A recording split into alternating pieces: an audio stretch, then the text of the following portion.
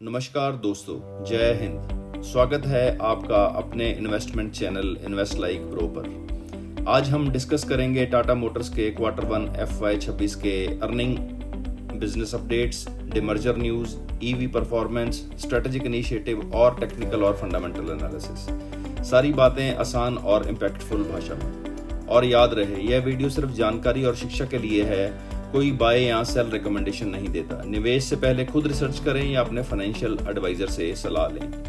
Tata Motors का Q1 FY26 result मिला जुला रहा। कंसोलिडेटेड रेवेन्यू 1,04,400 करोड़ रहा, जो पिछले साल के मुकाबले 2.5% कम है।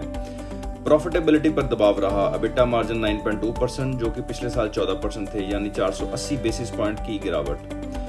PBT प्रॉफिट बिफोर टैक्स गिरकर 5600 करोड़ तक आ गया और EBIT मार्जिन सिर्फ 4.3% रही। ग्लोबल होलसेल भी 9.1% घटकर 3 लाख यूनिट्स के आसपास रहा। Free cash flow auto division में क्वार्टर में नेगेटिव हो गया, जो लास्ट क्वार्टर में पॉजिटिव था। मेन कारण है US टैरिफ्स, मैक्रो हेडविंड्स और commodity price pressure. Tata Motors का ईवी गेम अब भी इंडस्ट्री लीडिंग है, पर ग्रोथ अनुभाग में थोड़ी मॉडरेशन आई है। Q1 FY26 में ईवी की होलसेल 16,200 यूनिट रही, जो ईयर ऑन ईयर की लगभग 2% कम है, लेकिन सिक्वेंशियली स्टडी है। वाहन रजिस्ट्रेशन मार्केट शेयर गिरकर 36.7% रहा। हालांकि जुलाई 2025 में बाउंस बैक करके फिर से 40% शेयर दिखाया। चार्जिंग इंफ्रास्ट्रक्चर बेहतरीन बढ़ी और 23,632 पब्लिक चार्जर्स तक पहुंचे, जिससे ईवी इकोसिस्टम मजबूत हो रहा है।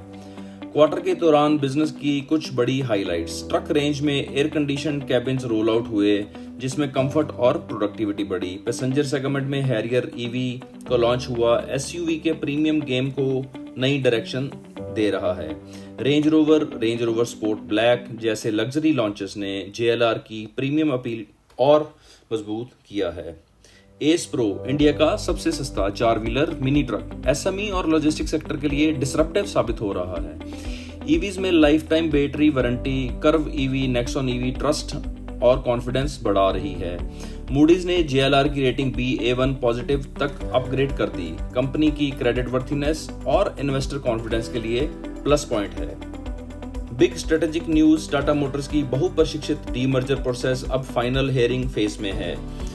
कंपनी 2 हिस्सों में बंटने जा रही है। जैसे किसी बड़े ढाबे ने अपने रेस्टोरेंट और कैफे अलग अलग कर दिए, ताकि दोनों अपनी अपनी जगह चमक सकें। यह डीमर्जर 1 अक्टूबर 2025 से होगा। साथ ही टाटा ने यूरोप की इवेको नाम की बड़ी कंपनी खरीद ली है।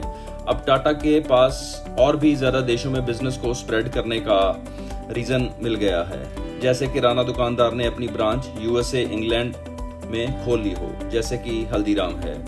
JLR पर टैक्स और चीन की चुनौती है, पर कंपनी नए लॉन्चेस, एक्सेसरीज, डिजिटल सोल्यूशन से ज्यादा प्रॉफिट कमाने पर काम करेगी। गेम चेंजिंग पॉइंट, फ्यूचर में इलेक्ट्रिक व्हीकल्स और नए सप्लाईज पर पूरा फोकस। जैसे कोई क्रिकेट टीम नए ऑलराउंडर्स और फील्डिंग कोच ला रही है, ताकि मैच को जीता जा सके। भारत में ट्रक्स, छोटी गाड़ियां और बसेस, टाटा के पास उम्मीद के मुताबिक ग्रोथ है। S pro EV electric truck, affordable price और 8700 प्लस सड़क पर चल रही गाड़ियां। समझो हर 100 ईवी ट्रकों में कई टाटा के ट्रक हैं। टाटा की बस फ्लीट ने 400 मिलियन किलोमीटर पूरे किए, यानी देश भर के शहरों में चलती फिरती बिजली बसों को सबसे बड़ा नेटवर्क अब टाटा के पास है। टाटा मोटर खुद मानती है कि दुनिया भर में डिमांड कमजोर है। जैसे बारिश के मौसम में बाजार में बिक्री कम हो जाती है, लेकिन इंडिया में रोड, इंफ्रास्ट्रक्चर और त्योहार के सीजन में कंपनी नए प्रोडक्ट्स और कम ब्याज दरों की उम्मीद लगाकर तैयारी कर रही है। हर segment JLR, CV, PV, EV के अपने प्रायोरिटीज हैं कि कौन से मैदान में कैसे जीतना है। PE रेशो 11.3 है, यानी शेयर कीमत कमाई के हिसाब से सस्ता है, जबकि सेक्टर का एवरेज PE 37 है। तो आप समझ सकते हैं कि शेयर खरीदना है कि नहीं खरीदना। बुक वैल्यू 315 के आसपास। Return on equity 28%। पैसा सही जगह लग रहा है, डेप्ट मैनेजेबल है, यानी कंपनी ने उधार ऐसा लिया है जिसकी चुकौती आसानी से हो सकती है। शेयर का चार्ट 2024 में जबरदस्त तेजी फिर गिरावट अब काफी दिनों से एक दायरे में टिक गया है 650 से 700 की रेंज में।